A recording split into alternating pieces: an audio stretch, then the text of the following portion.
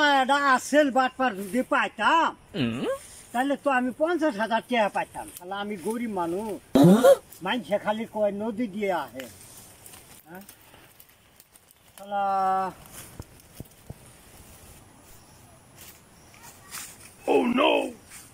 ভাই ওটা অনেক কি করে? ভাই উনি কি খুঁজেন? আসেল খুঁজি, রাসেল। রাসেল রে তো বাদ দিয়ে আইলাম, ইনু রাসেল কই পাবেন? ওই আসেল না তো, সাপ সাপ ইন্ডিয়া থেকে নেমে আছে।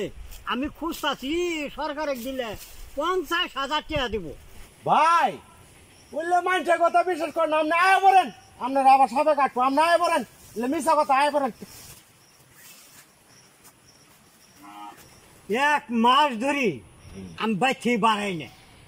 এই খালি সন্ধ্যার পরে সাপ খালি ফুস ফুস করে, বুঝছেন?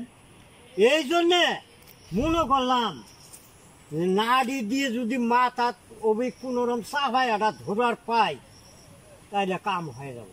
এটা এই যায় ছুঁয়ে যাওয়া যাবো না, যে মিলে জঙ্গলে আটটা আছে সাপে কামড়াইব। ঠিক কথাই কইছস, লয়ে যাও। আয় আরে ভাই আন আন আন, চলেন বই এনো বসিস।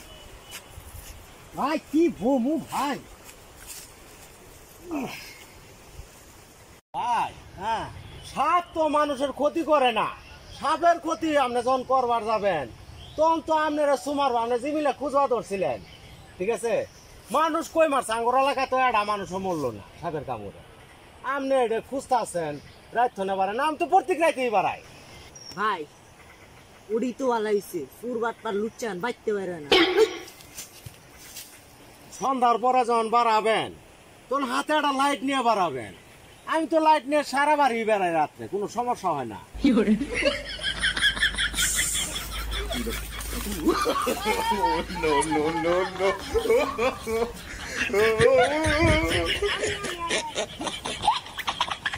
আর যখন বাড়াইছে হ্যাঁ, তুই বাড়ি দিয়ে দিন।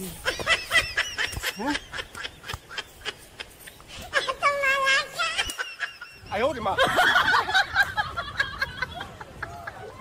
ভাই এই থাক, বদমাইশ ফুলাহান তো, বিরাট বদমাইশ ফুলাহান। যা যাই গে, ইনার বউ মনে যা। এই রাস্তার ব্যাপার নিয়ে তোমার ভেঙে গেলাই। আহা